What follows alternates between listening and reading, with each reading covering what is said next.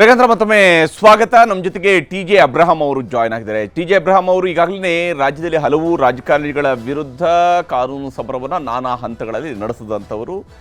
ಮಾಜಿ ಮುಖ್ಯಮಂತ್ರಿಗಳು ಅವರವರು ಮುಖ್ಯಮಂತ್ರಿಗಳಾಗಿದ್ದಂತಹ ಕಾಲದಲ್ಲಿ ಆಯಾ ಮುಖ್ಯಮಂತ್ರಿಗಳ ಕಾಲದಲ್ಲೂ ಕೂಡ ಹೋರಾಟವನ್ನು ನಡೆಸಿದ್ದಾರೆ. ಮಾಜಿ ಮುಖ್ಯಮಂತ್ರಿಗಳಾಗಿದ್ದಂತಹ ಸಂದರ್ಭದಲ್ಲೂ ಕೂಡ ಹೋರಾಟವನ್ನು ನಡೆಸಿದ್ದಾರೆ. ಕೆಲವು ಮಂತ್ರಿಗಳ ವಿರುದ್ಧವೂ ಕೂಡ ಹೋರಾಟವನ್ನು ನಡೆಸಿದ್ದಾರೆ. ಈಗ ಹಾಲಿ ಮುಖ್ಯಮಂತ್ರಿಗಳಾಗಿರುವಂಥ ಸಿದ್ದರಾಮಯ್ಯನವರ ವಿಚಾರದಲ್ಲೂ ಕೂಡ ಕಾನೂನು ಸಮರವನ್ನು ಶುರು ಮಾಡಿದ್ದಾರೆ. ಇದಕ್ಕೆ ಬಹಳ ಮುಖ್ಯವಾದಂತಹ ಒಂದು ಅಂಶವನ್ನು ಅವರು ಈಗಾಗಲೇ ಅವರು ಹೇಳಿರುವಂಥದ್ದು, ತಮ್ಮ ದೂರಿನಲ್ಲಿ ಉಲ್ಲೇಖ ಮಾಡಿದ್ದು, ಮೂಡಾ ಹಗರಣದಲ್ಲಿ ಯಾವ ಸ್ವರೂಪದ ಅಕ್ರಮ ನಡೆದಿದೆ, ಹೇಗೆ ಆಗಿದೆ, ಜಮೀನು ವ್ಯವಹಾರ, ನೋಟಿಫಿಕೇಷನು, ಡಿನೋಟಿಫಿಕೇಷನು, ಖರೀದಿ, ಅರಿಶಿನ ಕುಂಕುಮ, ಹಸ್ತಾಂತರ, ಅದಾದ ನಂತರ 50-50 ಅನ್ನುವಂಥ ರೀತಿಯಲ್ಲಿ ಕಾಂಪನ್ಸೇಷನ್ ಕೊಡುವಂತಹ ಸ್ವರೂಪದಲ್ಲಿ ಏನೋ ಒಂದು ಒಪ್ಪಂದವನ್ನು ಮಾಡಿಕೊಂಡ ರೀತಿಯಲ್ಲಿ ಅವ್ರಿಗೇನು ಹಂಚಿಕೆ ಮಾಡೋದಕ್ಕೆ ಬದಲಿ ನಿವೇಶನಗಳನ್ನು 14 ನಿವೇಶನ ಕೊಡೋದಕ್ಕೆ ಏನೇನಾಗಿದೆ, ಈ ಇಡೀ ಪ್ರಕ್ರಿಯೆಗೆ ಸಂಬಂಧಪಟ್ಟಂತೆ ಈಗಾಗಲೇ ಮುಖ್ಯಮಂತ್ರಿಯವರು ಒಂದು ಕಡೆಯಲ್ಲಿ ಜವರನ ಮಗ ನಿಂಗ ಪರ್ಚೇಸ್ ಮಾಡಿರುವಂತಹ ಲ್ಯಾಂಡ್ ನಂತರ ಏನೇನು ಆಯಿತು ಅನ್ನೋದ್ರ ಬಗ್ಗೆ ಮುಖ್ಯಮಂತ್ರಿಯವರು ಕೂಡ ಬಹಳ ಸುದೀರ್ಘವಾಗಿ ಹೇಳಿದ್ದಾರೆ. ಅದೇ ನಿಂಗನ ನಂತರ ಆತನ ಮಕ್ಕಳಿಂದ ಬಂದಿರುವಂತಹ ಜಮೀನು ಹೇಗೆ ಮುಖ್ಯಮಂತ್ರಿಯವರ ಕುಟುಂಬದವರಿಗೆ ಬಂತು, ಅಂದರೆ ಮುಖ್ಯಮಂತ್ರಿಯವರ ಹೆಂಡತಿ ಮನೆಯವರ ಕಡೆಗೆ ಬಂತು ಅನ್ನೋದಕ್ಕೆ ಸಂಬಂಧಪಟ್ಟಂತೆಯೂ ಕೂಡ ಇಲ್ಲಿ ಇರುವಂತಹ ಪ್ರಶ್ನೆಗಳು ಇದ್ದೇ ಇದ್ದಾವೆ. ಟಿ.ಜೆ. ಅಬ್ರಹಾಂ ಅವ್ರನ್ನ ಮಾತನಾಡ್ತಾ ಹೋಗ್ತೀನಿ. ಅಬ್ರಹಾಂ ಅವರೇ, ಬಹಳ ಮುಖ್ಯವಾಗಿ ಗವರ್ನರ್ ಅವರು ಇವತ್ತು ಪ್ರಾಸಿಕ್ಯೂಷನ್ಗೆ ಪರ್ಮಿಷನ್ ಕೊಟ್ಟಿದ್ದಾರೆ. ತಾವು ಮೊದಲು ಮನವಿಯನ್ನು ಸಲ್ಲಿಸಿದಂಥವರು 3 ಮಂದಿಗೆ ಯಾರ್ಯಾರು ಕೇಳಿದರೆ 3 ಮಂದಿಗೂ ಕೂಡ ಒಂದೇ ಆದೇಶದ ಮೂಲಕವಾಗಿ ಅವರು ಒಪ್ಪಿಗೆಯನ್ನು ಕೊಟ್ಟಿದ್ದಾರೆ. ಏನು ಹೇಳ್ತೀರಿ ರಾಜ್ಯಪಾಲರ ಈ ನಡೆಯ ವಿಚಾರದಲ್ಲಿ? ಅವರು ಕೇಂದ್ರ ಸರ್ಕಾರದ ಕೈಗೊಂಬೆಯ ರೀತಿಯಲ್ಲಿ ಕೆಲಸ ಮಾಡ್ತಿದ್ದಾರೆ ಅನ್ನೋಂಥ ರಾಜಕೀಯ ಆರೋಪವನ್ನು ಕೂಡ ಮಾಡಲಾಗ್ತಾ ಇದೆ. ಮುಖ್ಯಮಂತ್ರಿಯವರು ರಾಜೀನಾಮೆ ಕೊಡಬೇಕು ಅನ್ನೋಂಥದ್ದನ್ನು ಇನ್ನೊಂದು ಕಡೆಯಿಂದ ಪ್ರತಿಪಕ್ಷದವರು ಕರ್ನಾಟಕದಲ್ಲಿ ಒತ್ತಾಯವನ್ನು ಮಾಡ್ತಾರೆ. ನಿಮ್ಮ ಪ್ರಕಾರ ಏನಿವಾಗ ರಾಜ್ಯಪಾಲರು ನಡ್ಕೊಂಡಿರೋ ನಡೆ ಸ್ಪಷ್ಟತೆ ಇದೆ, ವೆರಿ ಕ್ಲಿಯರ್. ಏನು ಕೇಳಿದ್ವಿ? ಪ್ರಾಸಿಕ್ಯೂಷನ್ ಅನುಮತಿ ಕೊಡಿ ಅಂತ. ಯಾವ್ದ್ರ ಆಧಾರದ ಮೇಲೆ ನಾವು ಕೊಟ್ಟರು? ಪಿಟಿಷನ್ ಮೇಲೆ. ಆ ಪಿಟಿಷನನ್ನು ಸುಮ್ಮನೆ ಹಿಂಗೆ ಗೇಟಲ್ಲಿ ಕೈಗೆ ತೊಗೊಂಡು ಸೀಲ್ ಹಾಕ್ಬಿಟ್ಟು ಆಮೇಲೆ ಡಿಸೈಡ್ ಮಾಡಿದ್ದಲ್ಲ. ನನ್ನನ್ನು ಖುದ್ದಾಗಿ ಕರೆಸಿ ಅಲ್ಲಿ ಕುಂಡ್ರಿಸಿ 1.5 hours 1.5 ತಾಸು ಅದನ್ನು ಪ್ಯಾರಾವೈಸ್ ಕೇಳಿದ ಮೇಲೆ ಅವರು ಆದೇಶ ಅಲ್ಲ, ನೋಟಿಸ್ ಕೊಡ್ತಾರೆ. ಆದೇಶನೂ ಅಲ್ಲ, ನೋಟಿಸ್ ಕೊಡ್ತಾರೆ. ನೋಡಿ, ನಿಮ್ಮ ಮೇಲೆ ಇಂಥ ಸೀರಿಯಸ್ ಅಲಿಗೇಷನ್ ಬಂದಿದೆ, ಅದ್ರ ಬಗ್ಗೆ ನೀವೇನು ಹೇಳ್ತೀರಾ ಅಂತ 7 ದಿನ ಟೈಮು ಕೊಡ್ತಾರೆ. 7 ದಿನದೊಳಗೆ ಅವ್ರು ಕೊಟ್ಟಿದ್ದಾರಂತೆ, ಕ್ಯಾಬಿನೆಟ್ಟು ಡಿಸೈಡ್ ಮಾಡಿಕೊಟ್ರಂತೆ. ನಾನು ಅನ್ಫಾರ್ಚುನೇಟ್ಲಿ ನನಗೆ ಸರ್ಟಿಫೈಡ್ ಕಾಪಿ ಸಿಕ್ಕಿಲ್ಲ, ಸಿಗ್ತದೆ. ಅವರು ಯಾವ್ಯಾವ ನಾನು ಹಾಕಿರೋ ಆ ಅಪ್ಲಿಕೇಶನಲ್ಲಿ ಯಾವ ಅಂಶಗಳು ತಪ್ಪಿದೆ ಅಂತ ಹೇಳಿದ್ದಾರೆ ಅಂತ ನನಗೆ ಗೊತ್ತಿಲ್ಲ. I have not seen it. But ಅದನ್ನು ಹೇಳ್ಬೇಕಾಯ್ತಲ್ಲ, ಅಟ್ಲೀಸ್ಟ್ ಬಹಿರಂಗವಾಗಿ ಹೇಳಿದಾಗ ನೋಡಿರಿ ಹಿಂಗೆ ಹೇಳಿದ್ದಾರೆ. ಸಿದ್ದರಾಮಯ್ಯನವರು ಈಸ್ ಅನ್ ಎಕ್ಸಲೆಂಟ್ ಒರೇಟರ್. ಒಂದು ಇಶ್ಯೂ ತೊಗೊಂಡಾಗ ಅದನ್ನು ಹೆಂಗೆ ಬಿಡಿಸಿ ಅರ್ಥ ಆಗೋಂಗೆ ಎಲ್ರಿಗೂ ಮಾತಾಡಬೇಕು ಅಂತ ಸದನದಲ್ಲಿ ಮಾತಾಡ್ತಾರೆ. ಅದನ್ನು ಮೆಚ್ಕೊಳ್ಳೇಬೇಕು, ನಾನು ಮೆಚ್ಕೋಬೇಕು, ನೀವು ಎಲ್ಲರೂ ಮೆಚ್ಕೋತಾರೆ. ಬಟ್ ಈ ಇಶ್ಯೂ ಅಲ್ಲಿ ನಿಮಗೆ ಬಂದಿರೋ ನೋಟಿಸ್ ಜೊತೆ ಬಂದಲ್ಲ ಕಂಪ್ಲೇಂಟು, ಇದರಲ್ಲಿ ಯಾವುದು ತಪ್ಪು ಅಂತ ತೋರಿಸ್ಬೇಕಾಯ್ತು. ಅದರಲ್ಲಿ ಐ ಥಿಂಕ್ ಎಡವಿದ್ದಾರೆ. He has not done that. ಈಗ ನಾವು ಬರೋಣ, ಈಗ ನಿಂಗ ಜವರ, ನಾನು ಅದು ಯಾವುದಕ್ಕೂ ಹೋಗಲ್ಲ. 98ರಲ್ಲಿ ನೋಟಿಫಿಕೇಷನ್ ಆಗುತ್ತಲ್ಲ, ಅಲ್ಲ ಬಿಫೋರ್ 96ಅಲ್ಲಿ ನೋಟಿಫಿಕೇಷನ್ ಆಗುತ್ತೆ. ನೋಟಿಫಿಕೇಷನ್ ಆದಾಗ ಆ ಜಮೀನು, ಆ ಹಳೇ ಹೆಸರಿರೋ ಜಮೀನು, ಕೃಷಿ ಜಮೀನು ಮೂಡಾ ಅಂಡ್ರಲ್ಲಿ ಬರುತ್ತೆ. ಅವರು ಪೊಸೆಷನ್ ಬಂದು ಅದನ್ನು ಡೆವಲಪ್ ಮಾಡಿದ್ರು, ರೋಡ್ ಮಾಡಿದ್ರು, ಸೈಟ್ ಮಾಡಿದ್ರು, ಪಾರ್ಕ್ ಮಾಡಿದ್ರು, ಎಲ್ಲ ಮಾಡಿದ್ರು. ಎಲ್ಲ ಅದು ಸೆಂಟ್ರಲ್ಲಿ ಡಿನೋಟಿಫೈ ಆಗ್ತದೆ. ಈ ಲ್ಯಾಂಡು, ಈ ಪರ್ಟಿಕ್ಯುಲರ್ ಲ್ಯಾಂಡು ಡಿನೋಟಿಫೈ ಆದಾಗ ಆ ನಿಂಗ ಅನ್ನೋ ಮನುಷ್ಯ ಇಲ್ಲ, ಅಲ್ಲಿ ಸತ್ತೋಗಿರೋ ಮನುಷ್ಯನ ಹೆಸರಲ್ಲಿ ಡಿನೋಟಿಫೈ ಆಗ್ತದೆ. ಅದು ಆಗಿರೋಣ. ಈಗ ಮುಖ್ಯಮಂತ್ರಿಗಳು ಹೇಳ್ಬೋದು, ನಮಗದು ಗೊತ್ತಿಲ್ಲಪ್ಪ, ಅದೇನೋ ಡಿನೋಟಿಫಿಕೇಷನ್ ಜನರಲ್ ಆಗ್ತದೆ, ಆಗಿದೆ ಅಂತ. ಬಟ್ ನನ್ನ ಪ್ರಶ್ನೆ, ಒಂದು ಸಣ್ಣ ಪ್ರಶ್ನೆ, ಅದ್ರ ಕುರಿತು ಏನು ಹೇಳಿದ್ರೆ, ನೀವು ಅಲ್ಲಿ ಕಳ್ತನ ಆಯಿತು, 98ಅಲ್ಲಿ ಕಳ್ತನ ಆಯ್ತಪ್ಪ, ಅದರಲ್ಲೇನು ಇದಿಲ್ಲ. ಸತ್ತೋದ ವ್ಯಕ್ತಿ ಹೆಸರಲ್ಲಿ ಡಿನೋಟಿಫೈ ಆಯಿತು. ಆ ಕಳ್ತನ ಆಗಿರೋ ವಸ್ತು ನಿಮ್ಮನೆ ಬಂತಲ್ಲ, ಅದಕ್ಕೂ ನಮಗೂ ಸಂಬಂಧ ಇಲ್ಲ ಅಂತ ನೀವು ಹೇಳಿದ್ರೆ, ಆ ಕಳ್ತನ ಆಗಿರೋ ವಸ್ತು ಹೆಂಗೆ ನಿಮ್ಮನೇಲಿ ಸಿಕ್ತು? ನೀವೇ ಹೇಳ್ತೀರಾ ಅದು ನನ್ನ ವಸ್ತು ಅಂತ. ಸೊ ನಿಮಗೂ ಅದಕ್ಕೂ ಸಂಬಂಧ ಇಲ್ಲ ಅಂತ ನೀವು ಹೇಳೋಕ್ಕಾಗಲ್ಲ. You can not deny it. ಅಂದ್ರೆ ಅಲ್ಲೇನೆ ಮುಖ್ಯಮಂತ್ರಿ ಆವಾಗಿನ ಉಪಮುಖ್ಯಮಂತ್ರಿಯವರ ಅಧಿಕಾರದ ದುರುಪಯೋಗ ಆಗಿದೆ ಅಂತ. ಆಬ್ಸಲ್ಯೂಟ್ಲಿ. ಆಗ ಅವರು ಮೈಸೂರಿನ ಉಸ್ತುವಾರಿ ಸಚಿವರಾಗಿದ್ದರು. ಹೌದು. ಓಕೆ, ಅಲ್ಲಿಂದ ಬರ್ರಿ 2004ವರೆಗೂ. 2004ರೊಳಗೆ ಸೈಟ್ಗಳು ಹಂಚಿಬಿಟ್ಟಿದ್ದಾರೆ. ನಿಮ್ಮ ಕಾಪಿ ಸಿಕ್ಕಿರ್ಬೇಕು ನಂದು ಕಂಪ್ಲೇಂಟಲ್ಲಿ, ಸ್ಪಷ್ಟವಾಗಿ ಹೇಳಿದ್ದೀನಿ. ಇಷ್ಟು ಸೈಟ್ಗಳನ್ನು ಹಂಚಿಬಿಟ್ಟಿದ್ದಾರೆ. ನೀವು ನಿಮ್ಮ ಬಾಮೈದ ಹೋಗಿ ಸೈಟ್ ಕೊಟ್ಕೊಳ್ಳೋವಾಗ ಅಲ್ಲಿ ಕೃಷಿ ಭೂಮಿ ಇತ್ತ, ಆ ಪರ್ಟಿಕ್ಯುಲರ್ ಹೆಸರು ಇದೆಯಲ್ಲ, ಆ ಗ್ರಾಮದ ಹೆಸರು ಅದು ಹೋಗ್ಬಿಡ್ತಲ್ಲ, ದೇವನೂರು ಬಡಾವಣೆ 3ನೇ ಅಂತ. ಈಗ ಆ ಹೆಸರು ಇಲ್ಲ, ಹೆಸರೇ ಗ್ರಾಮ ಇಲ್ಲ, ದೇವನೂರು ಬಡಾವಣೆ ಆಗ್ಬಿಡ್ತಲ್ಲ, ಸೈಟ್ಗಳು ಹಂಚ್ಬಿಟ್ಟಿದಾರಲ್ಲ. ನೀವೆಂಗೆ ಕೊಂಡ್ಕೊಂಡ್ರಿ ಅಲ್ಲಿ? ನಿಮಗೆ ಹೆಂಗೆ ಹಕ್ಕು ಬಂತು? ಆ ಸೈಟ್ಗಳನ್ನ ಬೇರೆಯವ್ರು ಕೊಟ್ಟಿದಾರಲ್ಲ, ಆ ರೋಡ್ಗಳ ಮೇಲೆ ನಿಮ್ಗೆ ಹಕ್ಕು ಬಂತಾ? ಆ ಪಾರ್ಕ್ಗಳ ಮೇಲೆ ನಿಮ್ಗೆ ಹಕ್ಕಿತ್ತಾ? ಇಲ್ಲ ಸೈಟ್ಗಳು ಹಂಚಿದಾರಲ್ಲ ಅನೇಕ ಜನಕ್ಕೆ, ಅದ್ರ ಮೇಲೆ ನಿಮ್ಗೆ ಹಕ್ಕಿತ್ತಾ? ಸ್ವಾಧೀನದಲ್ಲಿದ್ರಾ ನೀವು? ಸ್ವಾಧೀನ ಪಡ್ಕೊಂಡ್ರಾ ನೀವು? ಸ್ವಾಧೀನ ಯಾರು ಕೊಡಬೇಕು? ಇಲ್ಲ ಅಲ್ಲಿ. ನನ್ನ ವಾದ ಅಲ್ಲಿ ಇಲ್ಲ. ಇಲ್ದಿರೋ ಜಾಗಕ್ಕೆ ಅದಕ್ಕೆ ಬದಲಿ ನೀವೇ ಎಷ್ಟ ಕೊಡು. ಯಾವುದು ನೀವು ಕೊಂಡುಕೊಂಡಾಗಿಲ್ಲ ಅಲ್ಲಿ. ನೀವು ಭೂ ಪರಿವರ್ತನೆ ಹೋಗಿ 95ರಲ್ಲಿ ಮಾಡ್ತೀರಲ್ಲ, 2005ರಲ್ಲಿ ಮಾಡ್ತೀರಲ್ಲ, ನಿಮ್ಮ ಪ್ರಭಾವ ಇಲ್ಲದೆ ಒಬ್ಬ DC, ತಹಸೀಲ್ದಾರ್ ಜೊತೆ ಸರ್ವೇಯರ್ ಅಂತೆ, ವಿಲೇಜ್ ಅಕೌಂಟೆಂಟ್ ಅಂತೆ, ಎಲ್ಲರೂ ಹೋಗಿ ಆ ಭೂಮಿನ ನೋಡಿದ್ರಂತೆ, ಸ್ಪಾಟ್ ಇನ್ಸ್ಪೆಕ್ಷನ್ ರಿಪೋರ್ಟ್ ಕೊಡ್ತಾರಂತೆ. ಎಲ್ರಿಗೂ ಗೊತ್ತು ಅದು ಸುಳ್ಳು ರಿಪೋರ್ಟು ಅಂತ. ಯಾಕಂದರೆ ದೇವನೂರು ಬಡಾವಣೆ ಇರೋದು ಅಲ್ಲಿ, ಕೃಷಿ ಭೂಮಿ ಇಲ್ಲಲ್ಲ. ಈ ಎರಡೂ ವ್ಯಕ್ತಿಗಳು, ತಹಸೀಲ್ದಾರ್ ಆದಂಥ ವ್ಯಕ್ತಿ ಮತ್ತು DC IAS ಆಫೀಸರ್ ಆದಂಥವರು ಸುಳ್ಳು ಸರ್ಟಿಫಿಕೇಟ್ ಕೊಡಬೇಕಾದ್ರೆ ಯಾರು ಪರವಾಗಿ ಕೊಟ್ಟಿರ್ತಾರೆ? ಯಾರ್ದು ಪ್ರೆಷರ್ ಇಲ್ಲದೆ, ಅವರ ಏನೂ ಇಲ್ಲ, ಪ್ರೆಷರ್ದು ಇನ್ಫ್ಲುಯೆನ್ಸೇ ಇಲ್ಲದ್ರೆ ಮಾಡಿಬಿಟ್ರ? ಏನು ಸಂತೋಷಕ್ಕೆ ಇವ್ರು ಮಾಡಿದ್ರು? ನೀವು ನಿಜವಾಗ್ಲೂ ಬಂದು ಸ್ಪಾಟ್ ಇನ್ಸ್ಪೆಕ್ಷನ್ ಮಾಡಿ ಅದನ್ನು ರಿಪೋರ್ಟ್ ಕೊಡ್ರಿ ಅಂದರೆ ನೀವು ಎಷ್ಟು ಪರದಾಡಬೇಕು ಅವ್ರ ಹತ್ರ. ಬಟ್ ಇದರಲ್ಲಿ ಸುಳ್ಳು ಸರ್ಟಿಫಿಕೇಟ್ ಕೊಡೋ ಮಟ್ಟಕ್ಕೆ ಸ್ವಾಧೀನ ಅವರು ಅದ್ರ ಮೇಲೆ ಪ್ರಭಾವ ಬೀರಿದರು. ನೆಕ್ಸ್ಟ್ ಬನ್ನಿ, 2010ರಲ್ಲಿ ದಾನಪತ್ರ. ಯಾರ ಜಮೀನು ದಾನ ಮಾಡಿದ್ರಿ? ನೀವು ಕೊಂಡ್ಕೊಂಡಾಗ ನಿಮಗೆ ದಾನ ಸಿಕ್ಕಿಲ್ಲ, ಜಮೀನು ಸಿಕ್ಕಿಲ್ಲ, ನಿಮಗೆ ಸ್ವಾಧೀನ ಸಿಕ್ಕಿಲ್ಲ, ನಿಮಗೆ ಹಕ್ಕು ಸಿಕ್ಕಿಲ್ಲ. 2004ರಲ್ಲಿ ನಿಮಗೆ ಯಾರು ಮಾರಿದ್ನೋ ಅವನ ಹತ್ರ ಭೂಮಿ ಇತ್ತಾ? ಅವನ ಸ್ವಾಧೀನದಲ್ಲಿ ಪ್ರಶ್ನೆ ಬರುವಂಥದ್ದು ಎಲ್ಲಿ ಅಬ್ರಹಾಂ ಅವರೇ?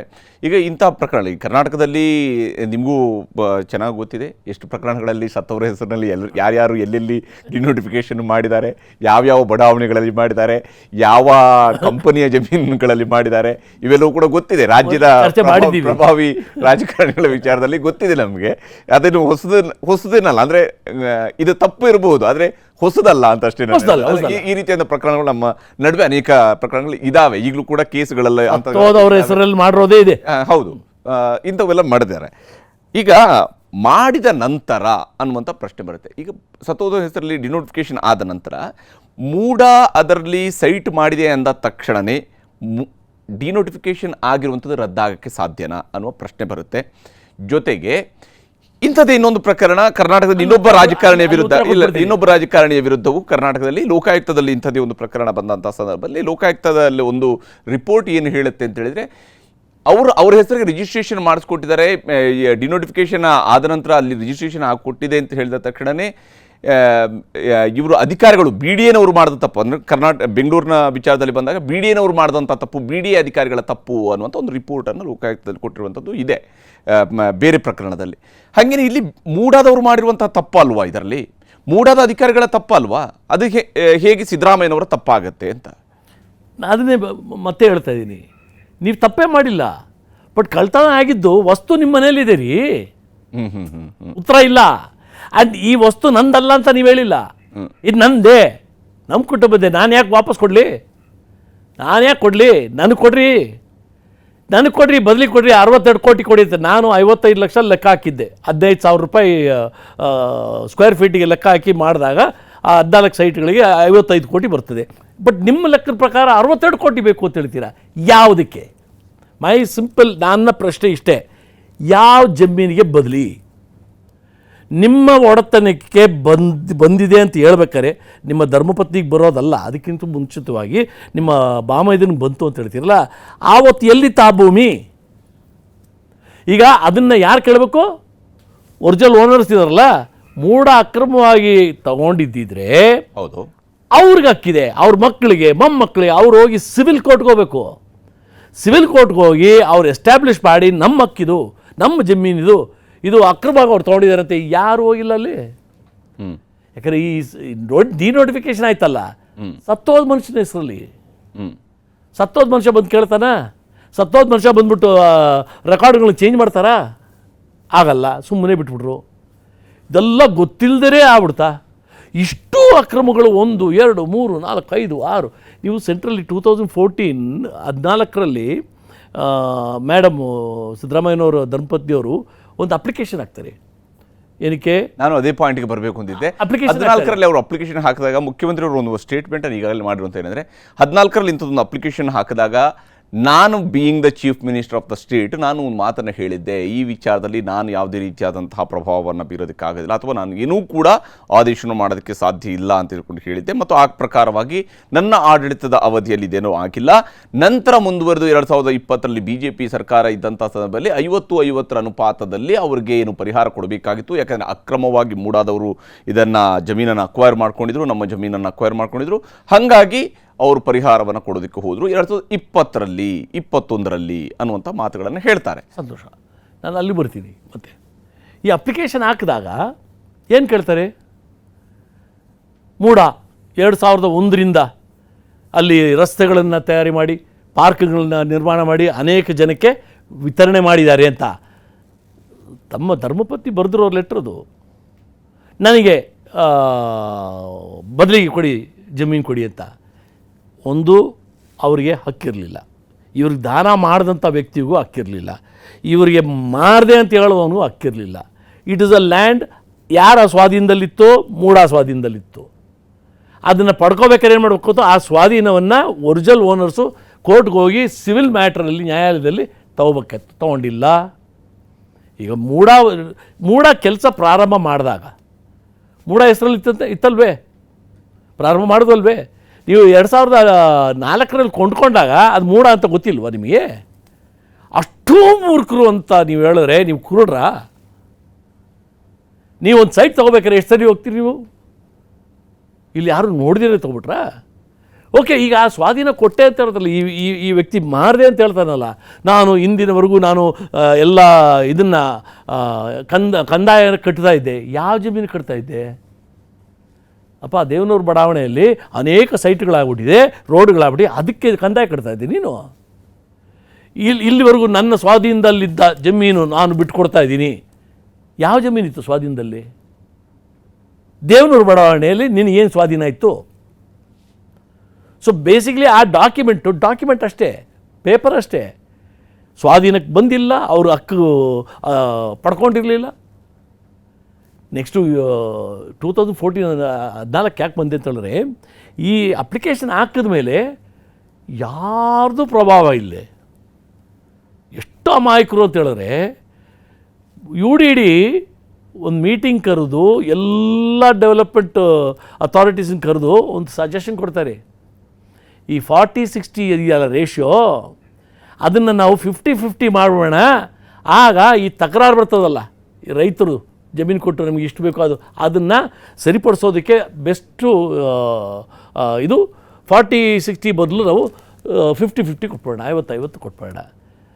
ಆಗ ನೀವು ಕೇಳಿದ್ರಲ್ಲ 14ರಲ್ಲಿ ಅಪ್ಲಿಕೇಶನ್ ಹಾಕಿದ್ರಲ್ಲ, ಒಂದೇ ವರ್ಷದಲ್ಲಿ ಗೌರ್ಮೆಂಟ್ ಆರ್ಡ್ರ್ ಬಂದ್ಬಿಡ್ತದಲ್ಲ, ಚೇಂಜ್ ಆಗ್ಬಿಡ್ತದೆ. BJP ಎಲ್ಲ ಕೊಟ್ಟಿದ್ದು, ನಾನು BJP ವಕ್ತಾರನೂ ಅಲ್ಲ, ಐ ಜಸ್ಟ್ ಸೇಯಿಂಗ್. ಆ ಗೌರ್ಮೆಂಟ್ ಆರ್ಡ್ರ್ ಬಂತಲ್ಲ, ಯಾರ ಸ್ವಾಧೀನದಿಂದ? Natural tendency. ಅಲ್ಲಿ ಕೇಳೋರೆ, ಇಲ್ಲಿ ಪಾಲಿಸಿನೇ ಚೇಂಜ್ ಆಗಿದೆ, 40-60 ಇದ್ದಿದ್ದು 50-50 ಆಯಿತು. ಯಾರಿಗೆ ಹೆಚ್ಚಾಯಿತು? ಅಕಸ್ಮಾತ್ ನಿಮ್ಮ ಕ್ಲೇಮ್ ಸತ್ಯ ಇದ್ದಿದ್ರೆ, ಅಕಸ್ಮಾತ್ ನಿಮ್ಮದು ನಿಜವಾಗ್ಲೂ ಜಮೀನು ಹೋಗಿದ್ದಿದ್ರೆ, ಅದಕ್ಕೆ ಕಾಂಪನ್ಸೇಷನ್ ಬರೋಗಿದ್ರೆ ಯಾರಿಗೆ ಹೆಚ್ಚಿತು? ನಿಮ್ಮ ಮನೆಯವರಿಗೆ ಹೆಚ್ಚಿತು. ಸೊ ನಿಮಗೂ ಅದಕ್ಕೂ ಸಂಬಂಧನೇ ಇಲ್ಲ. ಬಟ್ ನೀವಾಗ ಖುದ್ದಾಗಿ ಹೇಳ್ಬಿಟ್ರಲ್ಲ ನಂದು ಅಂತ. ಸೊ ಈ ಎಂಟೈರ್ ಅಕ್ರಮಗಳಲ್ಲಿ ಒಂದೊಂದು ಹಂತದಲ್ಲೂ ನೀವಿದ್ದಿದ್ದೀರಾ. ಇದನ್ನು ಡಿನೇ ಮಾಡೋಕ್ಕಾಗಲ್ಲ ನೀವು. So when your presence is there. ಈಗ ನಾನು ಒಂದು ಸಣ್ಣ ಉದಾಹರಣೆ ಕೊಡ್ತೀನಿ. ನಾನು ಫೈಲ್ ಮಾಡಿದೆ ಕೇಸು ಯಡಿಯೂರಪ್ಪನವ್ರ ಮೇಲೆ. ಅದು ಡಿಸ್ಮಿಸ್ ಆಯಿತು ಟ್ರಯಲ್ ಕೋರ್ಟಲ್ಲಿ. ಯಾಕೆಂತೇಳಿದ್ರೆ ಗವರ್ನರು ಕೊಡಲಿಲ್ಲ, ಸ್ಯಾಂಕ್ಷನ್ ನಿರಾಕರಣೆ ಮಾಡೋರು. ಡಿಸ್ಮಿಸ್ ಆಯಿತು. ನಾನು ಹೈಕೋರ್ಟ್ಗೆ ಹೋದೆ. ಹೆಂಗೆ ಗೆದ್ದೆ? ಯಡಿಯೂರಪ್ಪನ ಸಿಗ್ನೇಚರ್ ಇಲ್ಲ. ಯಡಿಯೂರಪ್ಪ ಅವ್ರ ಸಿಗ್ನೇಚರ್ ಇಲ್ಲ. ಅವ್ರ ಅಕೌಂಟಿಗೆ ದುಡ್ಡು ಬಂದಿಲ್ಲ. ಅವ್ರ ಮೊಮ್ಮಕ್ಕಳ ಹೆಸರು ಬಂದಿದೆ, ಅಳಿಯನ ಹೆಸರು, ಆ ಥರ ಫ್ಯಾಮಿಲಿ ಮೆಂಬರ್ಸ್ ಬಂದಿದೆ. ಮತ್ತು ಹೆಂಗಾಯಿತು? ಇವತ್ತು ಅದೇ ಆದೇಶವನ್ನು ಅನೇಕ ಜನ ನೋಡ್ಕೊಳ್ಳಿ, ಆ ಕೇಸಲ್ಲಿ ಬಂದಿರೋದನ್ನು ಬಳಸ್ತಾ ಇದ್ದಾರೆ. ನೋಡಿ ಏನು ಹೇಳಿದ್ದಾರೆ, 19(1)ಗೆ 17(a)ಗೆ ಏನು ಹೇಳಿದ್ದಾರೆ ಅಂತ ಅಲ್ಲಿ ಹೇಳ್ತಾರೆ. ಸೊ ಅಲ್ಲೇನಿತ್ತು? ಸೊ ಅವ್ರ ಮೇಲೆ ನಾನು ಮಾಡಿದಾಗ ಅಲ್ಲಿ ಏನೂ ಲಿಂಕ್ ಇಲ್ದಿದ್ರು ಪ್ರಿವೆನ್ಷನ್ ಆಫ್ ಕರಪ್ಷನ್ ಆ್ಯಕ್ಟಲ್ಲಿ ಈ ಒಂದು ಇದೆಯಲ್ಲ, ಒಬ್ಬ ವ್ಯಕ್ತಿ ಅವರ ಪ್ರಭಾವ ಬಳಸೋದು ಬರೆದು ಕೊಡಬೇಕು ಅಂತಿಲ್ಲ. CM ಫ್ಯಾಮಿಲಿಗೆ ಬೆನಿಫಿಟ್ ಆಗಿದೆ ಅಂತ ಹೇಳಿದ್ರೆ ಸುಮ್ಮನೆ ಬಂದ್ಬಿಡ್ತದ? CM ಫ್ಯಾಮಿಲಿಗೆ ಸುಳ್ಳು ಮಾಹಿತಿನ ಕೊಟ್ಟು ಒಂದು ಬೋಗಸ್ ರಿಪೋರ್ಟನ್ನು ತಯಾರಿ ಮಾಡಿ ಕೊಡೋಕ್ಕೆ ರೆಡಿ ಇದ್ದರೆ ಪ್ರಭಾವ ಇಲ್ಲದೇ ಬಂದ್ಬಿಡ್ತದ? ಸೊ ಅದು ತಹಸೀಲ್ದಾರ್ ಕೊಡೋದು, DC ಕೊಡ್ತಾರೆ, IAS ಆಫೀಸರ್ ಕೊಡ್ತಾರೆ. ಆವಾಗ ಅಲ್ಟಿಮೇಟ್ಲಿ ಎಲ್ಲಿಗೆ ಬಂತು ಅಂತ ಹೇಳಿದ್ರೆ ನೀವೇ ಒಪ್ಕೊಂಡ್ರಿ ಇದ್ರಲ್ಲಿ ನಂದೇ ಅಂತ. ನೀವು ಒಪ್ಕೊಂಡ ಮೇಲೆ ಅದರಲ್ಲಿ ನಡೆದಿರೋ ಅಕ್ರಮ ಎಲ್ಲ ನಿಮ್ಮದೇ. ಈಗ PC ಆಕ್ಟ್ 19 ಪ್ರಕಾರ ಕೂಡ ಮತ್ತೆ ನೀವು ಪ್ರಾಸಿಕ್ಯೂಷನ್ ಕೇಳ್ತೀರಾ? ಮತ್ತೆ ಇನ್ನೊಂದು ಬಾರಿ ಕೇಳುವಂತ ಪ್ರಯತ್ನ ಮಾಡ್ತೀರಾ? ಅದು ಏನಾಯ್ತು ಅಂತ ಹೇಳಿದ್ರೆ, ಈಗ ಒಂದು ಗೊಂದಲ ಇದೆ ಎಲ್ರಿಗೂ. ಸುಮಾರು ಜನ ಮೇಧಾವಿಗಳು ನನ್ನನ್ನು ಬಯೋ ನೆಪದಲ್ಲಿ ವಿಡಿಯೋಗಳೆಲ್ಲ ಇಳಿಸಿ ಕೇಳ್ತಾರೆ, ಅದು ಹೆಂಗೆ ಅವನು ಹೋಗ್ಬಿಟ್ಟ ಗವರ್ನರ್ ಹತ್ರ ಕೋರ್ಟ್ ಆದೇಶ ಇಲ್ದಾರಂತ. ಕೋರ್ಟ್ ಆದೇಶ ಇದೆ, ಅದು ಅವ್ರಿಗೆ ಗೊತ್ತಿಲ್ಲದ್ರೆ ನಾನೇನು ಮಾಡೋಕ್ಕಾಗ್ತದೆ?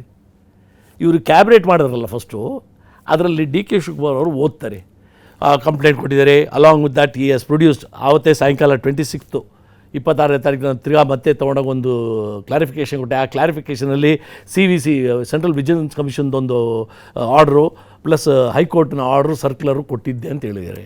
ಈ ಕೊಟ್ಟಿದ್ದೆ ಅಂತ ಹೇಳಿದವರು ಅದು ಓದೋದು ಬೇಡವಾ ಏನು ಕೊಟ್ಟಿದ್ದೆ ಅಂತ? ಅದರಲ್ಲಿ ಸ್ಪಷ್ಟವಾಗಿ ಜಸ್ಟಿಸ್ ನಾಗಪ್ರಸನ್ನ ಅವರು ಒಂದು ಆರ್ಡರ್ ಇದೆ 2023 ಆಲ್ದೋ ಮೊದಲು ಹೆಂಗಿತ್ತು, ನಾವು ಕೋರ್ಟ್ಗೆ ಹೋಗ್ಬಿಟ್ಟು ಆಮೇಲೆ ಇಲ್ಲಿ ಹಂಗಲ್ಲ. When at the time of filing the PCR file ಮಾಡೋವಾಗ this sanction for prosecution should be amended. ನಾವು 17A ಕೇಳ್ತೀವಲ್ಲ, ಆ ರೀತಿ ಪಡ್ಕೊಂಡಿರೋ ಪ್ರಾಸಿಕ್ಯೂಷನ್ ಸ್ಯಾಂಕ್ಷನನ್ನು ಅಪೆಂಡ್ ಮಾಡಬೇಕು, ಅದರಲ್ಲಿ ಲಗತ್ತಿಸಿರಬೇಕು ಅಂತಾರ್ರಿ. ಈಗ ನಾನು ಲಗತ್ತಿಸದೆ ಹೋಗೋಕ್ಕಾಗುತ್ತಾ? ನಾನು ಅಪ್ಲಿಕೇಶನ್ ಹಾಕಿದೆ, ಅದಾದಮೇಲೆ ನಾನು ಹೋದೆ ಕೋರ್ಟ್ಗೆ. ಈಗ ಅದಕ್ಕೆ ಉತ್ತರ ಬಂತು. ಇವರೆಲ್ಲ ಅಂದ್ಕೊಂಡಿದ್ದಾರೆ ನಾನು ಸುಮ್ಮನೆ ಹೋಗ್ಬಿಟ್ಟೆ ಅಂತ. No, it's requirement of law. ಅದನ್ನು ಇವ್ರು ಚಾಲೆಂಜ್ ಮಾಡಲಿ, ಸುಪ್ರೀಂ ಕೋರ್ಟಲ್ಲಿ ಚಾಲೆಂಜ್ ಮಾಡಲಿ. ಮಾಡಿಬಿಟ್ಟು ನೋಡಿ ಸ್ವಾಮಿ, ಈ ನಮ್ಮ ಪುಸ್ತಕದಲ್ಲಿರೋದು ಸ್ಟ್ಯಾಚ್ಯೂಟಲ್ಲಿರೋದು ಹಿಂಗಿದೆ, ಬಟ್ ಈ ಆರ್ಡ್ರು ವಿಭಿನ್ನವಾಗಿದೆ, ಬಟ್ ನನಗೆ ಅದು ವೇದವಾಕ್ಯ. ಕರ್ನಾಟಕದಲ್ಲಿ ನನಗೆ ಅದು it is still in law, it is a enforceable law. ಹೌದು, ಅವರು ಸುಮ್ಮನೆ ಬಿಟ್ಟಿಲ್ಲ. ಎಲ್ಲ ಜಡ್ಜ್ಗಳಿಗೂ, ಎಲ್ಲ ಸೆಷನ್ಸ್ ಜಡ್ಜು, ಟ್ರಯಲ್ ಕೋರ್ಟ್ ಜಡ್ಜಸ್ಗೆಲ್ಲ ಕಳಿಸಿದ್ದಾರೆ, ಆದೇಶ ಮಾಡಿದ್ದಾರೆ. ಪ್ರೈವೇಟ್ ಕಂಪ್ಲೇಂಟ್ ಬಂದಾಗ ಇದು ಇಲ್ಲದೆ ತಗೋಬೇಡಿ ಅಂತ. ಆಗಿದ್ದಾಗ ನಾನು ಹೋಗೋದು ಬೇಡವಾ? ಹೋದೆ, ಸಿಕ್ಕಿದೆ. ಅಣ್ಣ, ಗವರ್ನರ್ ಕೊಟ್ಟಿರೋ ಆರ್ಡ್ರಲ್ಲಿ ಏನು ಮಿಸ್ಟೇಕ್ ಇದೆ ಅಂತೇಳಿ. ಆದರೆ ನೀವು ಇಲ್ಲಿ ಪರ್ಮಿಷನ್ ಕೇಳೋದಕ್ಕೆ ಹೋದ ಸಂದರ್ಭದಲ್ಲೇ ಬಂದಿರುವಂತಹ ಆರೋಪಗಳ ವಿಚಾರಕ್ಕೆ ಬಂದಾಗ TJ ಅಬ್ರಹಾಂ ಒಬ್ಬ ಬ್ಲ್ಯಾಕ್ ಮೇಲರ್. TJ ಅಬ್ರಹಾಂ ವಿರುದ್ಧ ಪ್ರಕರಣಗಳಿದ್ದಾವೆ. TJ ಅಬ್ರಹಾಂಗೆ ಸುಪ್ರೀಂ ಕೋರ್ಟ್ ಕೂಡ ದಂಡ ಹಾಕಿದೆ. ಈ ಅಂಶಗಳು ಬಂದಿದ್ದಾವೆ. ಇದ್ಯಾವುದು ಸುಳ್ಳ ಅಥವಾ ಏನು ಇದು? ಎಲ್ಲವನ್ನು ನಾನು ಯಾವುದೊಂದನ್ನು ನಿರಾಕರಿಸ್ತಾ ಇಲ್ಲ. ಎಲ್ಲ ಅಲ್ಲಿ ಇಡಿ TJ ಅಬ್ರಹಾಮು ಅದು TJ ಅಬ್ರಹಾಂ ಇದು ಅನ್ನೋದು ಬಿಟ್ಟು TJ ಅಬ್ರಹಾಂ ಕೊಟ್ಟಿದ್ದು ತಪ್ಪು ಅಂತ ಒಬ್ರು ಹೇಳಿಲ್ಲಲ್ರಿ. ಈ ಚಿಕ್ಕ ಮಕ್ಕಳ ಥರ ಬಡಲೇ ಅಂತ ಇಳಿದ್ಬಿಟ್ರಲ್ಲ, ಕ್ಯಾಬಿನೆಟ್ ಇಳಿದ್ಬಿಟ್ರಿ. ಅಷ್ಟೂ ಜನಕ್ಕೆ ಅಲ್ಲಿ ಏನು ತಪ್ಪಾಗಿದೆ ಅಂತ ಒಬ್ಬರು ಹೇಳೋಕ್ಕಾಗಿಲ್ಲಲ್ಲ. ಇವರು ನನ್ನನ್ನೇನಾದರೂ ಹೇಳಿದ್ರೆ ಅದಕ್ಕೆ ನಾನು ಬೇಜಾರು ಬಿದ್ದು ಮನೇಲಿ ಮಲ್ಕೋಬೇಕಾ? ಐ ಡೋಂಟ್ ಕೇರ್, ಮುಂದುವರಿಸ್ತಾ ಇರ್ತೀನಿ. ಈಗ ನನ್ನ ಮೇಲಿರೋ ಆರೋಪದ್ದು ಕೋರ್ಟಲ್ಲಿದೆ, ಅಲ್ಲಿ ಟ್ರಯಲ್ ಆಗಬೇಕು. ನಾನು 3 ತಿಂಗಳಲ್ಲಿ ಚಾರ್ಜ್ ಶೀಟ್ ಫೈಲ್ ಮಾಡದೇ ಇದ್ದರೆ ನನಗೆ ಗೊತ್ತಿಲ್ವಾ? 482 ಹಾಕ್ಬಿಟ್ಟು ಸ್ಕ್ವಾಶ್ ಮಾಡೋಕ್ಕೆ ನನಗೆ ಗೊತ್ತಿಲ್ವಾ? ಯಾರೇ ಆದರೂ ಮಾಡಿಸ್ಬಿಡ್ತಾರೆ. ಚಾರ್ಜ್ ಶೀಟ್ ನೋಡಿ ಲೇಟ್ ಆಯಿತು, ಆದರೆ ಆ ಒಂದು ಕಾರಣ ಇಟ್ಟು ಡಿಸ್ಮಿಸ್ ಮಾಡಿಸ್ಬೋದು. ಅಲ್ಲಿ ನಾವು ಎಸ್ಕೇಪ್ ಆಗ್ಬೋದು, ಕೇಸಿಂದ ಎಸ್ಕೇಪ್ ಆಗ್ಬೋದು, ಎಕ್ಸಾನ್ರೇಟ್ ಆಗಲ್ಲ. ಹೈಕೋರ್ಟಲ್ಲಿ ಬರೋ ಆದೇಶ ನಮಗೆ ಆ ಕೇಸಿಂದ ಹೊರಗೆ ಬರ್ಬೋದು.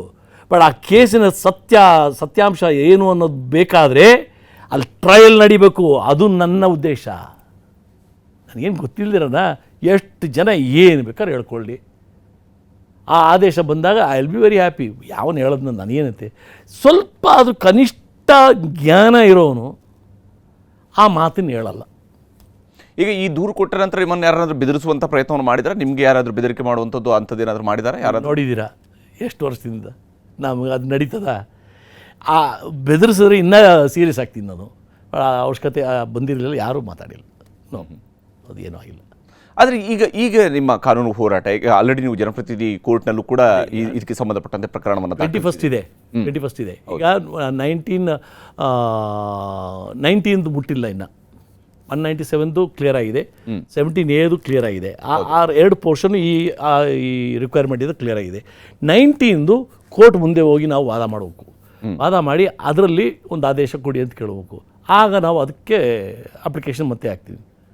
ದಟ್ ಇಸ್ ಆ ಕೋರ್ಟ್ ಆದೇಶ ಹಿಂಗೆ ಬರುತ್ತೋ ಅದ್ರ ಮೇಲೆ ಡಿಪೆಂಡ್ ಆಗಿ ಮಾಡ್ತೀವಿ ಅದನ್ನ. But we will fight it out. Okay. At every stage, every minute. ಅವರು ಈಗ ಹೈಕೋರ್ಟ್ಗೆ ಹೋದರೆ ಹೈಕೋರ್ಟಲ್ಲಿ ನಾವು ಡಿಫೆಂಡ್ ಮಾಡ್ತೀವಿ. ನಮ್ಮ ಸ್ಟ್ಯಾಂಡಲ್ಲಿ ನಾವು ಡಿಫೆಂಡ್ ಮಾಡ್ತೀವಿ. Nothing to.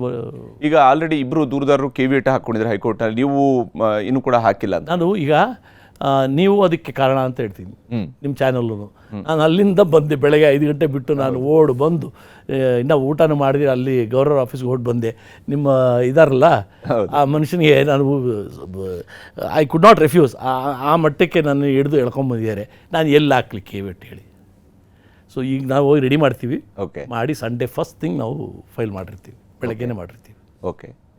ಈಗ ಇದು ಮುಖ್ಯಮಂತ್ರಿ ಅವರು ಕೂಡ ಕಾನೂನು ಸಮರವನ್ನು ಬಹಳ ದೊಡ್ಡ ಅವರು ಪ್ಲಾನ್ ಅನ್ನು ಮಾಡ್ಕೊಂಡಿದ್ದಾರೆ ಪ್ರಕಾರವಾಗಿರುವಂಥದ್ದು. ಆದರೆ ಇಲ್ಲಿ ಈ ಹಿಂದಿನ ಗವರ್ನರ್ ಆಗಿದ್ದಂತಹ ಹಂಸರಾಜ್ ಭಾರದ್ವಾಜ್ ಅವರು ಅವತ್ತು ಯಡಿಯೂರಪ್ಪನವ್ರ ವಿರುದ್ಧ ಪ್ರಾಸಿಕ್ಯೂಷನ್ಗೆ ಪರ್ಮಿಷನ್ ಕೊಟ್ಟಾಗ ಟೆಕ್ನಿಕಲ್ ಗ್ರೌಂಡ್ಸ್ ಮೇಲೆ ಅದು ಆ ಕೇಸ್ ವಜಾ ಆಗಿತ್ತು ಅನ್ನುವಂಥದ್ದು.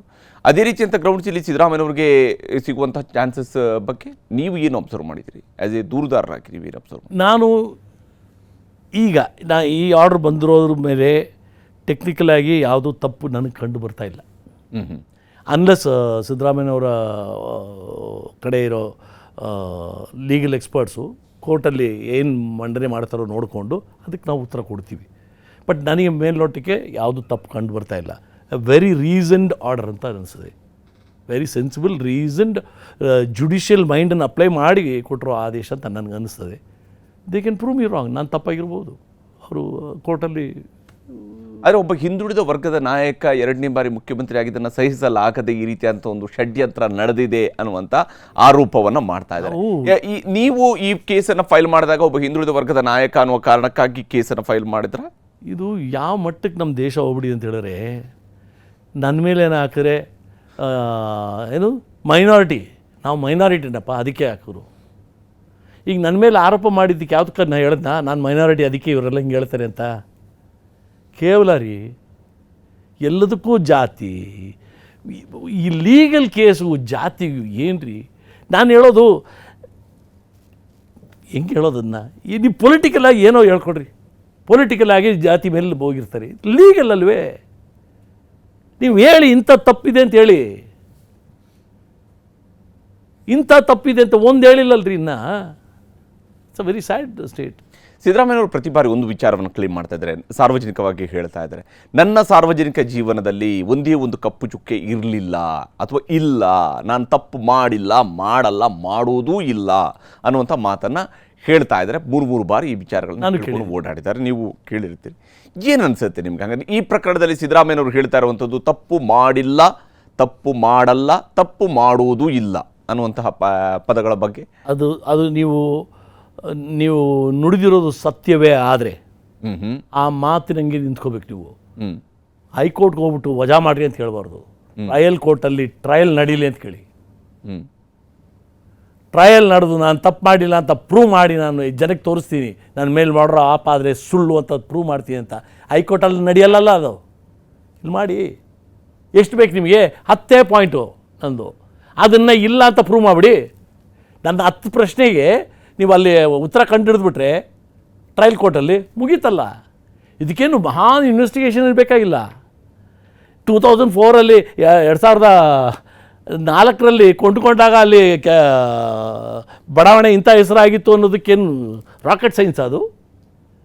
ಅಲ್ಲಿ ಕೃಷಿ ಭೂಮಿ ಇರಲಿಲ್ಲ ಅಂತ ಹೇಳೋದು ಚೇಂಜ್ ಮಾಡೋಕ್ಕಾಗುತ್ತೆ, ಅದನ್ನ ಬದಲಿ ಮಾಡೋಕ್ಕಾಗತ್ತೆ ನೀವು ಇವತ್ತು? ಇಲ್ಲಿ ಇನ್ನೊಂದು ಇಂಟ್ರೆಸ್ಟಿಂಗ್ ಆಗಿರುವಂತಹ ಅಂಶದ ಬಗ್ಗೆ ಚರ್ಚೆ ಆಗ್ತಾ ಇದೆ ಅಬ್ರಾಹಂ ಅವರು, ನಿಮಗೂ ಕೂಡ ಗೊತ್ತಿದೆ.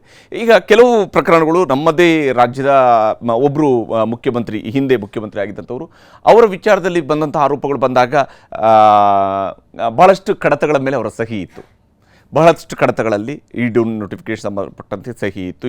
ಇದು ಮಾಡಿ ಕಡತ ಪರಿಶೀಲಿಸುವಂಥದ್ದು ಇಂಥದ್ದೆಲ್ಲ ಸಹಿ ಇದ್ದಂಥದ್ದು ಒಂದಿಷ್ಟಿತ್ತು. ಅಂಥವ್ರ ಮೇಲೂ ಕೂಡ ನೀವು ಕೂಡ ಕೇಸ್ ಫೈಲ್ ಮಾಡಿದರೆ ಅದು ಕೋರ್ಟ್ಗಳಲ್ಲಿ ನಡೀತಾ ಇರುವಂಥದ್ದು ಎಲ್ಲವೂ ಕೂಡ ನಡೀತಿದೆ. ಕೆಲವೊಂದು ಕೇಸ್ ವಜಾ ಆಗಿರೋದು ಕೂಡ ಇದೆ.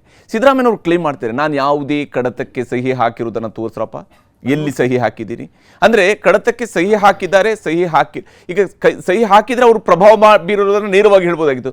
ಸಹಿಯೇ ಹಾಕದೆ ಅವರು ಪ್ರಭಾವ ಬೀರಿದ್ದಾರೆ ಅನ್ನೋದು ನೇರವಾಗಿ ಹೇಗೆ ಹೇಳ್ತಾರೆ? ಈಗ ಅವರ ಡಿಫೆನ್ಸ್ ಏನು ಹೇಳಿದ್ರೆ, ನನ್ನ ಸಹಿ ಎಲ್ಲಾದ್ರೂ ಇತ್ತು ತೋರ್ಸಪ್ಪ ಅಂತ. ಕಳ್ತನ ಆಗಿದ್ದ ವಸ್ತು ನಿಮ್ಮ ಮನೇಲಿ ಇದೆ ಸ್ವಾಮಿ, ಕಳ್ತನ ಆಗಿದ್ದ ವಸ್ತು ನಿಮ್ಮ ಮನೇಲಿದೆ ಸ್ವಾಮಿ, ಇದಕ್ಕಿಂತಲೂ ಬೇಕಾ? ನಿಮ್ಮ ಸಹಿ ಇಲ್ದೇನೆ ಇಲ್ಲಿ ಬಂದು ಬಿದ್ದಿದೆ, ಅದು ನಂದೇ ಅಂತ ನೀವು ಹೇಳ್ಕೊಂಡಿದ್ದೀರಾ, ಇನ್ನೇನು ಬೇಕು? ಸಹಿಗಿಂತಲೂ ಜಾಸ್ತಿ ಅಲ್ವೇನ್ರಿ ಇದು? ನೀವು ಇವಾಗ ಡಿಮಾಂಡ್ ಮಾಡಿದ್ದೀರಾ, ನನ್ನ ವಸ್ತು ರೀ, ಕಳ್ತನದ್ರಿ ಅದು, ನಂದು ಕಳ್ತನ ಆಗಿಲ್ಲಪ್ಪ ಅಂತ ಹೇಳಿಲ್ಲ ನೀವು. ನೀವೇನು ಹೇಳಿದ್ರಿ? ನನ್ನ ಸಹಿ ಎಲ್ಲಿದೆ? ಸಹಿ ಅವಶ್ಯಕತೆ ಇಲ್ಲಲ್ಲ ಅಲ್ಲಿ. ಪ್ರಿವೆನ್ಷನ್ ಆಫ್ ಕರಪ್ಷನ್ ಆ್ಯಕ್ಟ್ ಅನ್ನೋದೇ ಅದಕ್ಕೆ. ಇನ್ಫ್ಲುಯೆನ್ಸ್ ಯೂಸ್ ಮಾಡಿ ಅವರು ಅದರ ಫಲ ಪಡ್ಕೊಂಡಿದ್ದಾರೆ ಅನ್ನೋದು. ಸೊ ಫೈಟ್ ಮುಂದುವರಿಯುತ್ತೆ 100%. ನಾನು ಸುಪ್ರೀಂ ಕೋರ್ಟ್ವರೆಗೂ ಹೋಗ್ತೀನಪ್ಪ. ಸುಪ್ರೀಂ ಕೋರ್ಟ್ ಆದಮೇಲೆ ನಾನು ಎಲ್ಲೋ ಹೋಗ್ಬೇಕು? ಅಲ್ಲಿವರೆಗೂ ತೊಗೊಂಡೋಗ್ತೀನಿ. We will fight it out fully. ಅಲ್ಲಿಂದ ಮುಂದಕ್ಕೆ ಏನಾದರೂ ಇನ್ನೊಂದು ಸೋರ್ಸ್ ಇದ್ದರೆ ಹೇಳಿ, ಅಲ್ಲಿಗೂ ಹೋಗೋಣ. ಈಗ ನಮ್ಮ ಸದ್ಯಕ್ಕೆ ನಮ್ಮ ದೇಶದಲ್ಲಿ ಇಲ್ಲ. ಸೊ ಅದರಿಂದ ಅಲ್ಲಿವರೆಗೂ ರೆಡಿ. ನಿಮ್ಮ ಮೇಲೆ ಈ ವಿಚಾರದಲ್ಲಿ ಯಾರದೇ ರಾಜಕೀಯದ ಪ್ರಭಾವ ಇಲ್ಲ? ಸಿದ್ದರಾಮಯ್ಯ ಮೇಲೆ ಕೇಸ್ ಹಾಕಿ ಅಂತ ಹೇಳ್ಕೊಂಡು ಯಾರು ನಿಮಗೆ ಹೇಳಿಲ್ಲ? ಯಾರಿಲ್ಲ. ನೋ.